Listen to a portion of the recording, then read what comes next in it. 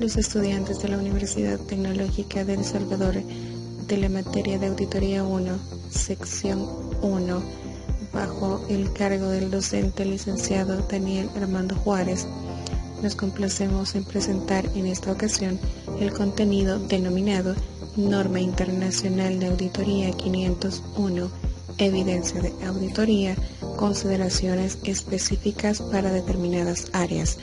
Este grupo se compone de 6 integrantes: Alfredo Ernesto Osegueda de León, Marvin Alexander Lucha Hueso, Dinora Elizabeth Martínez Lazo, Edwin Joel Vázquez Portillo, Noé Alexander Orantes Martínez y Silvia Janet Pérez Cruz.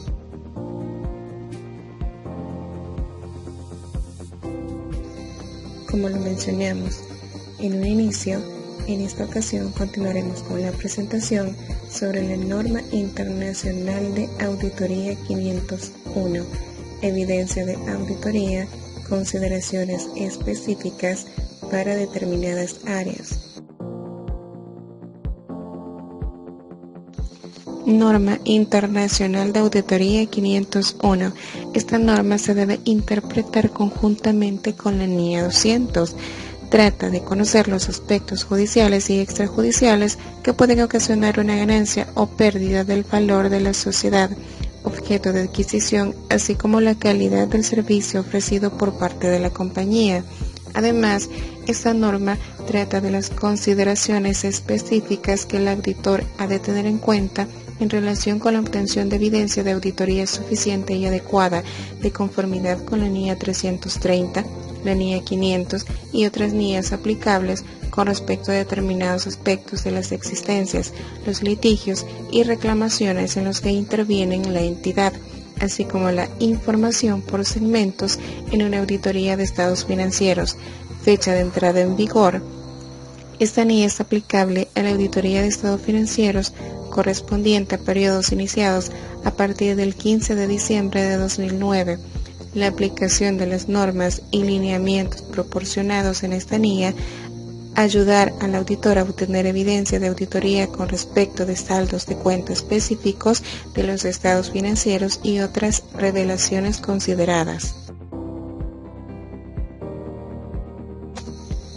Continuamos estudiando sobre el objetivo del auditor respecto a la NIA 501. El objetivo del auditor es obtener evidencia de auditoría suficiente y adecuada sobre las siguientes cuestiones: sobre la realidad y el estado de las existencias, sobre la totalidad de los litigios y reclamaciones en los que interviene la entidad y sobre la presentación y revelación de la información por segmentos de conformidad con el marco de información financiera aplicable. Requerimientos de la NIA 501. Esta NIA aporta directrices para la verificación de esta información revelada en las cuentas anuales. Si las existencias son materiales para los estados financieros, el auditor obtendrá evidencia de auditoría suficiente y adecuada con respecto a su realidad y a su estado mediante 2 situaciones. 1. Su presencia en el recuento físico de las existencias, salvo que no sea factible, con el fin de evaluar las instrucciones y los procedimientos de la dirección relativos al registro y control de los resultados del recuento físico de la existencia de la entidad, observar la aplicación de los procedimientos de recuento de la dirección, inspeccionar las existencias, realizar pruebas de recuento y, por el otro lado, aplicando procedimientos de auditoría a los registros finales de existencia de la entidad con el fin de determinar si reflejan con exactitud los resultados reales del recuento de las existencias. Litigios y reclamaciones. El auditor diseñará y aplicará procedimientos de auditoría con el fin de identificar los litigios y las reclamaciones que afecten a la entidad y que puedan originar un riesgo de incorrección material, incluidos los siguientes. Número 1. indagaciones ante la dirección y, en su caso, ante otras personas de la entidad, incluidos los asesores jurídicos internos. Número 2. Revisión de las actas de reuniones de los responsables del gobierno de la entidad y de la correspondencia entre la entidad y sus asesores jurídicos externos. Y, número 3. Revisión de las cuentas de gastos jurídicos. Sobre la opinión modificada, de acuerdo a la NIE 705, podemos mencionar que hay diferentes tipos de opinión. Entre ellas están la opinión con salvedad, opinión desfavorable y la opinión denegada. De acuerdo al auditor que expresará una opinión modificada en el informe de auditoría, de conformidad con la NIE 705, podemos decir sí.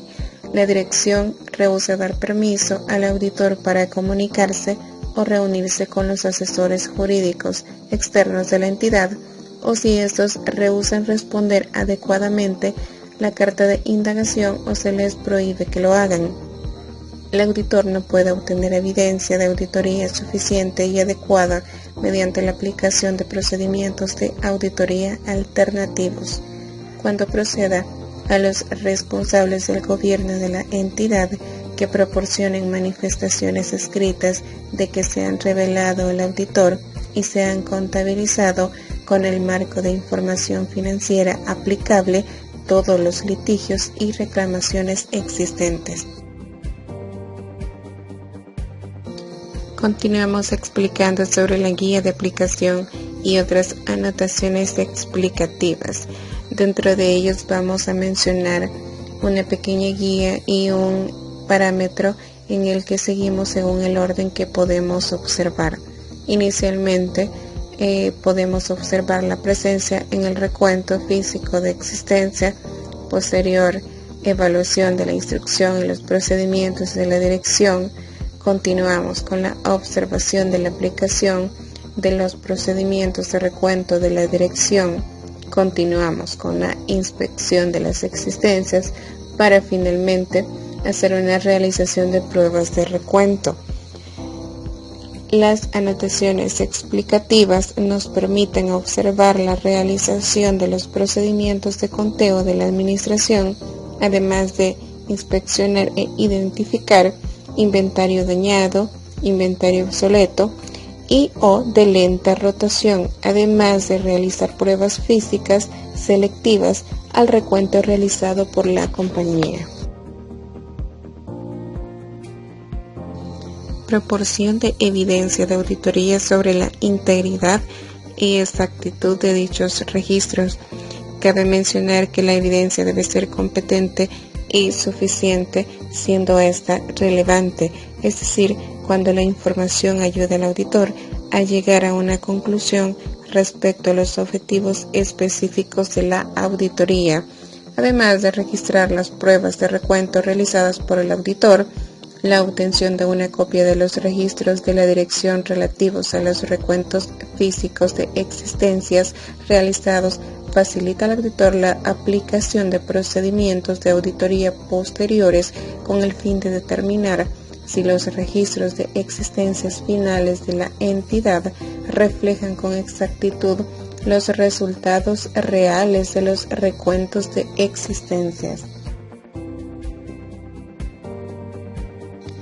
Explicamos además en qué casos la presencia en el recuento físico de existencia no es factible. Mencionamos 3 casos.